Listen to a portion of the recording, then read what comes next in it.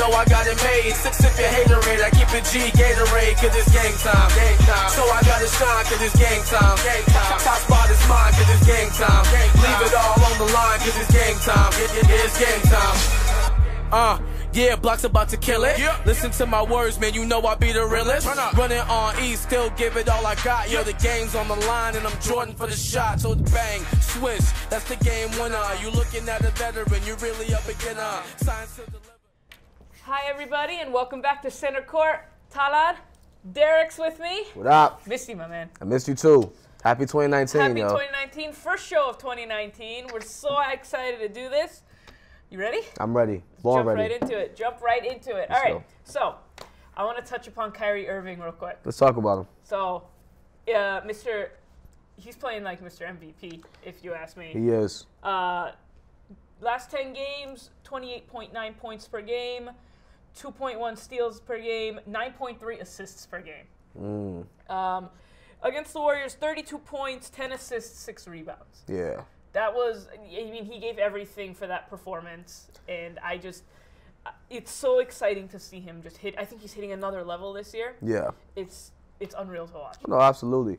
I mean, he recently, we'll talk about I don't want to say controversial, but the comments that he made about the team. He was saying that the young guys don't know how to contend for a championship, which is somewhat true. I just felt like Kyrie took it upon himself to go to another level, which is why we're seeing it in the numbers right now, which is he's playing insane right now. Here's the thing about Kyrie is he's learning this whole leadership thing. Yeah, of course. So, I mean, comments like that, I feel like you don't want to hear it. You don't want him to go to the media with that, but, like, he's also learning. Of course. So it's his learning curve and the young guy's learning curve, and everything's just kind of... And you'd rather it happen in the regular season than in the playoffs be like, we're not on the same page. Exactly. Like, flush everything out in the regular season. That's what I'm saying. That's it. Let it happen now, and then playoffs will be ready to go. It's fine. It means nothing to me. Against Miami, he had 8 steals. 8 steals. He almost had a triple-double versus the Miami Heat. 10 assists, 26 points, 8 steals. I know we just said he's hit another level. Yes. This guy's turned up his defense way more than I thought he was going to. No, I know. Like, surprisingly. Like, he's playing all cylinders better. All around, just developing. That's it. That's it. That's it. Watching this guy develop has been actually one of the most exciting things, I think, on this team. Oh, yeah. Like, his offense is great, but watching him become that great defender. Exactly. And I think you can't help it when you play with Marcus Smart. Oh, yeah, of course. You can help it. Of course. I think I saw a stat line this year. I think starters efficiency, Marcus Smart's like top 5 as like a starter, efficient-wise. Crazy, right? I can't believe it. He's even upped his 3-point shooting, assists, all that stuff, you know what I mean? But no, Kyrie, I just think he's taking it upon himself to be the dog that I told him to be, you heard? He's taking it upon himself to be that killer, and the numbers are showing for it, and the Celtics are playing admirably better. So much better. Oh, my God. It's definitely been a process this year. Yeah, tough loss against the Warriors. If you watched that game, you saw a glimpse. I said everyone that's a finals preview. Golden State versus. So. I said that. I still say that. But it was a great game, and I see where we can go. Yeah, I mean, they had some miscues towards the end, and then there was that weird foul call when KD was shooting a 3, and I could talk about it all day. Yeah, let's not get into it. I don't want to talk about that. But I do want to bounce to the other guy who I want to focus on, Jaylen Brown, who has struggled this year, and there have been talks of you should get rid of him. He's clearly not going to make a jump in year 3, and I'll admit there was a part of me that was like, I don't know how well Jaylen's going to adjust. He wasn't adjusting well early in the season. He seemed to be that guy left out with Gordon back and Kyrie back. He seemed to be the guy left behind. He has bounced back. Yes. Thankfully. And against Brooklyn, he had 21 points, 6 rebounds. Against Cleveland, 23 points, 6 rebounds. And a steal. Like, he's finding ways to contribute again. That's it. It was only a matter of time at the end of the day. We knew this. Yeah. We knew that an adjustment period was going to happen for Boston. So to see him playing the way that we know he can play is no surprise. But I'm happy that it's happening, I don't know. I feel like I see more of like an intensity with him. as of late. It's an intensity, and you can't help but wonder, I think, is that due to what's going on in the locker room, or is everyone finally now kind of on the same page? I think it's a mix of both. I was a little shaken up by the you can throw this in, the whole Marcus Morris, Jaylen Brown kind of, you know what I'm saying? I was like, what's going on? I don't like this whole, I mean, it's a team, so things happen on a team. They're like brothers, right? Yeah, so it's a brotherly love. But I was like, huh? Like what's happening? So, but JB, keep playing, man. We need you. Yeah, I mean, it's good to have him back, and to have him playing like this coming off the bench. We need that, man. It's such a boost to this team. You can't have enough weapon go up against the Warriors. You can't have enough guys hitting on all cylinders. You need that. You need him, and you know who else you need? Al Horford. Okay, y'all, I'm gonna say it again. What episode of Center Court are we on? Like number 9? 10. 10. 10. Let's talk about it. 2019. Al Horford, my guy. I've been telling y'all. We need like a jersey back here. Al, I hope you see this, man. I've been advocating for you since day one. Platano Power, my man. You that guy. You the glue for us. Been like that for a long time. Yeah. You don't get the credit you deserve. I'm going to give you the credit you deserve. Thank you, sir. Thank you, sir. This shows a giant Al Horford love fest. Come on, man. He's the best. Like, there's no other way Like, around he just does everything you need him to do. Whether it's points, rebound, again, the assists. You sleep on the assists. Everyone sleeps on the assists this man throws per game. And just the pick and roll and just the overall poise that Boston has when he's in. His passing ability as a big man is unrivaled. Yeah. Like, I haven't seen it. Nobody says nothing, but I'm saying it. Someone had brought up the fact that he fits perfectly in what the Warriors system is. So take a minute and picture him as the Warriors center. I think that if it's possible, that team becomes more efficient. No, I agree actually. Like all they're missing. I mean, DeMarcus Cousins is back, but like all they're missing is an Al Horford-esque big man who can, when needed, protect the paint. He can, but can hit all those passes and and just feed everybody else. Shots and poise. That's what Al does for us. He just sets screens, feeds the ball to our gunners, and then occasionally can hit that mid-range or 3. Perfect for their system. That's why we have him. He doesn't need to be there. No, oh my God. That's one less thing that they, oh my God, that the NBA needs. I know. Oh my gosh. I know. Speaking of that Warriors game, so I was Saturday night, I got to watch most of the second half, mostly.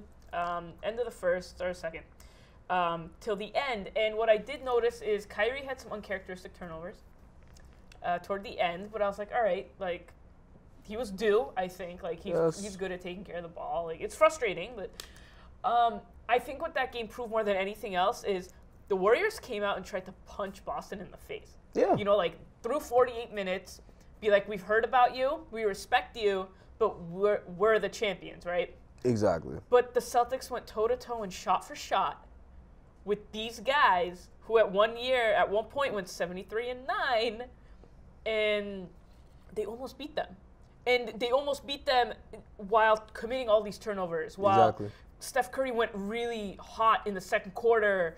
The Celtics are right there. Measuring stick, they're right there. That's exactly what you said. We're right there. We've been right there. That's going to be the finals. We saw it. You saw how close it was, neck and neck, I just think both teams still have meshing to do. You still got to see how Boogie fits with the team. He's still getting healthy. I still think the Celtics have to figure out our rotation problems. Gordon Hayward still getting it together. Another topic. But it's all coming together. And I think that game was just symbolistic of we're here and we still have somewhere to go. We have so far to go, team-wise. So it's just a preview.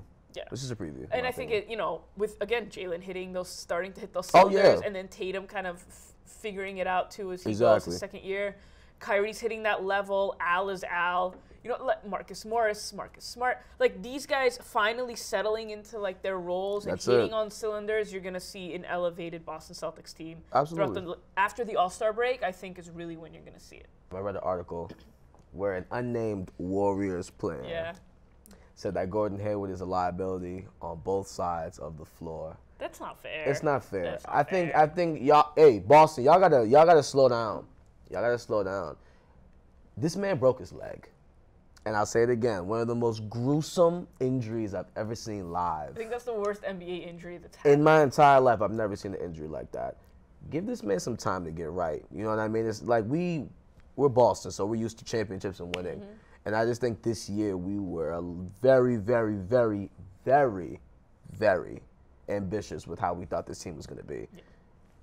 It's a slow grind, you know? Word IT. Slow grind. You know what I mean? And I mean, the Heat didn't do so well their first year coming together too, you know? And it's too many mouths to feed. Yeah.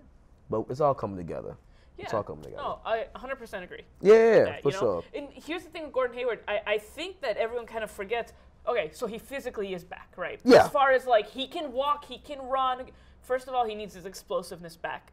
Exactly. And it's coming. It's just he has to play more for it to come, right? Exactly. And two, this is a mental thing.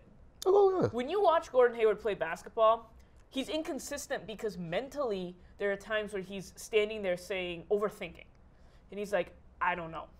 Exactly. That when he scored 30 against Minnesota, which was lovely, which was amazing, he wasn't thinking, he was just playing basketball. But he's not at the point yet mentally where he can be like, at least it seems anyway, where he can just go out there and do that every single night. Absolutely. Like, he needs his time to mentally come back as well as physically get there. Agreed. I never thought he would be back 100% this year. Maybe I said it, I don't know. But honestly, he's going to take the rest of this season, the start of next season is when you should really gauge him. Or halfway through next season, or quarter way through next season. Like, all right, he's had a year of playing. It's like coming back from ACL. Yeah. He's had you're not going to be the same when you come back, but after that first year, you're going to be better than you were the previous year. Paul George took like a year and a half to get back, and Paul George had a bad leg injury. So, you know, dude just had a baby. Like, cut him some slack, please. I know. I had to talk with my man Jeff the other night, and he was saying just we're paying him max money to come off the bench, and that's his concern, and it's a legitimate concern. I see you, man. I'm just saying. Give him some time. It's not like we're below 500. We 30 and 19 right now? No, 31, 19. Something along those lines. And we're doing all right. We'll be fine. They'll be okay. We'll be fine. They'll be okay. And Gordon will be fine, too. Yeah, I'd rather have him than, not. Than not. Like, exactly. The luxury of the Celtics is that there's so many other mouths to feed that he can kind of take his time. And I know people are rushing him or being like, trade him, but let him work through his problems, and he's going to be better next year. Exactly. He's going to be, when you need him in the playoffs, that's my Gordon Hayward's going to be there because you let him work through his issues in the regular season. Y'all talking right now, but then playoff time when we need a dog to score and we need some energy. And Kyrie's double teamed, then Kyrie's double teamed, then Tatum is, the inexperience shows. You're gonna remember who we have on the bench coming out. That's Gordon Hayward. You know, it's just we just have so many mouths to feed, so that's why it's that problem. But do an Al Horford, Gordon Hayward like two-man game. That's gonna be lovely. Give Gordon Hayward the ball, let him run the point forward. Do Al Horford as like a pick and roll man. Like, you have options. It's okay. Like, give the man time. He'll be fine. We'll be fine. See y'all in the finals. That's it. NBA finals, not NBA finals. I'm gonna say it every time. Right. All right. You're not afraid of Milwaukee? Listen, I think every team in the East except for Boston is a regular season team. Okay. Toronto, ever since they lost to Cleveland that year, where they, you know what I mean, they got swept. They were number one. Was it last year? Was it last year? This is LeBron's first season with the Lakers. So like, yeah, it was last year. LeBron like took their soul and like ripped it out of their chest. Exactly. No. and they're not. I'm not scared of them. You know, I just think Kawhi, like, it's his first year there. You know, I don't think they go to the finals directly. Milwaukee, they're real. They're legit. I'm not. When playoff time hits, I think we have the deepest team, period. And that's what's going to propel us to the finals. This roster is built for It's built for a ring. It's built for a ring. There it is. Yeah. I mean, there's nothing to disagree with there. Nah, I'm just, you know how passionate I am about the squad. So, speaking of the Bucks, I'm going to switch over to some general NBA talk. Of course. Because we do talk NBA talk here. This is an NBA show. Of course. So, Giannis is playing at a freak level. Mm-hmm. He is the Greek freak, so of course. James Harden is playing at his James Harden-esque MVP levels. Oh, man. Listen, I've made it very clear. I'm not a Harden fan. I don't like the way he plays basketball. Who is your MVP right now? If the season ended today? Yes. Oh, it's James Harden. Yeah. That man's playing at I've never seen a level. Like, he's playing at levels I didn't think he could tap into. You know, he won MVP, and I'm like, all right, he got his MVP. He's playing again like this is his MVP. And there's no disrespect to Greek Freak. I think before James went on this like 23 like game where he's dropped 30 or more, back-to-back 50-point games, triple doubles, like no. And Houston, and then Chris Paul got hurt. Yeah. You know, just all the responsibility James Harden had to keep him in the playoff picture, all the things he's doing, you got to give him the MVP. Especially just with, I don't know, I just think Milwaukee has a better team this year. So Giannis is doing good, but like he has more of a background, you know, more of a cast. James Harden, it's him. I think I saw a stat. No, I did see a stat. 200 points James Harden had unassisted. Unassisted, yeah. What? Unassisted. Okay, and another stat, I guess in the 20 games that James Harden went off, he had more points than Kyrie had the entire season. Yes, I did see that. Yeah. You know what I'm saying? Yeah. Like, he's it's hit another level, another stride. Part of it is definitely because there's no Chris Paul and it's out of necessity. Of course. No Clint Capella, he's out.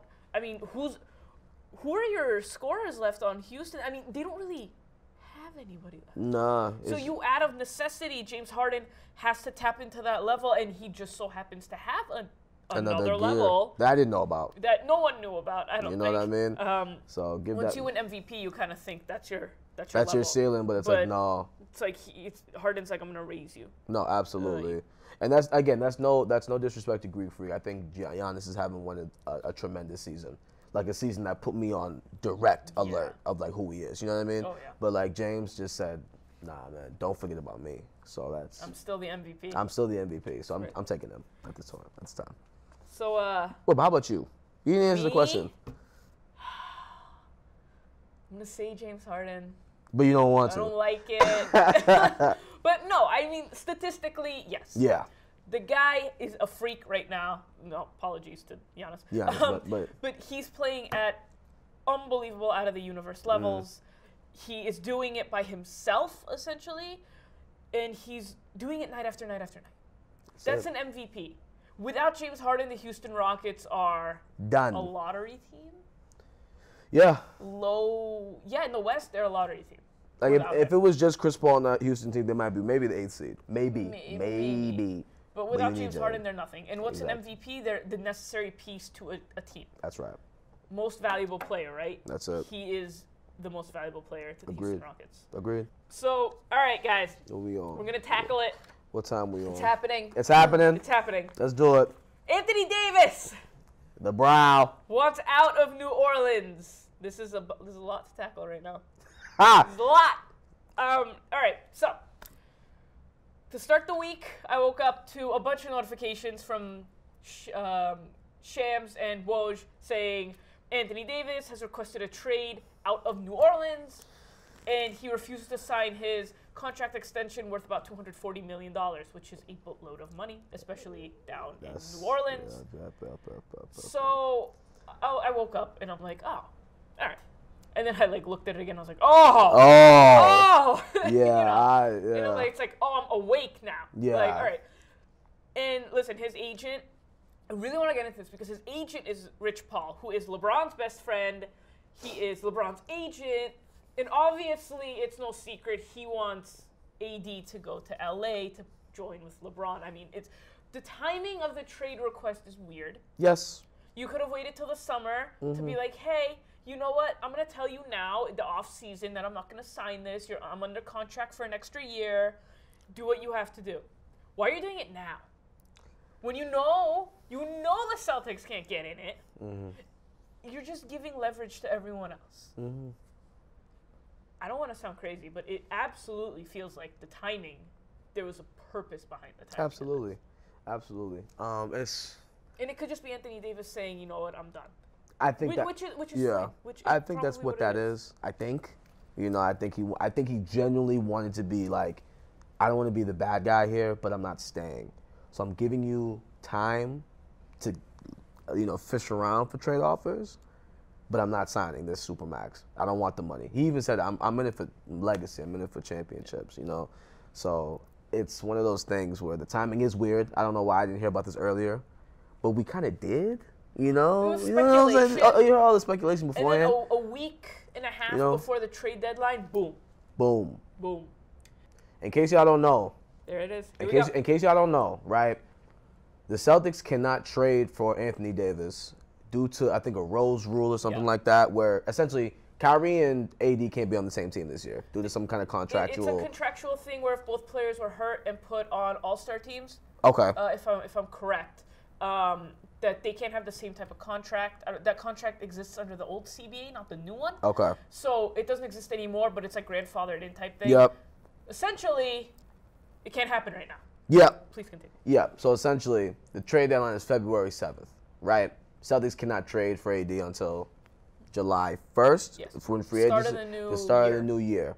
So essentially, all other teams, Lakers preferably, have essentially a leg up to, offer deals for AD and things like that. So that's what's happening right now, y'all.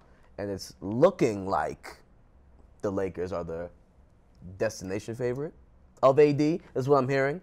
But I think other than us, they have the most that they could trade for him. So if he's still on the team February 7th, Boston definitely has a good chance of landing him. But if he's not, it wouldn't surprise me if LA got him. Yeah. I mean, listen, I agree with that. He has stated that, unlike Kawhi last year, he has stated that he is very willing to play out the rest of the season, and he wants to do right by the organization, which is a very classy move by him. I can respect that. He did talk to his teammates and everyone before this news got out to, just inform them, this is what I'm doing, this is why. I will say this. I put out on Twitter the other day that I do genuinely believe that if the Celtics make an offer in July and Anthony Davis is there, there's a way they can snag him without including Jason Tatum. I genuinely believe, okay, it's hard, right? Like, it's difficult. But I believe it because Anthony Davis has a year left on his contract. And after, the season's over, and he has publicly stated, I don't want to be here. And he is not, unless he commits to signing an extension, which he won't, you're gambling on a guy who does not want to be in his current situation.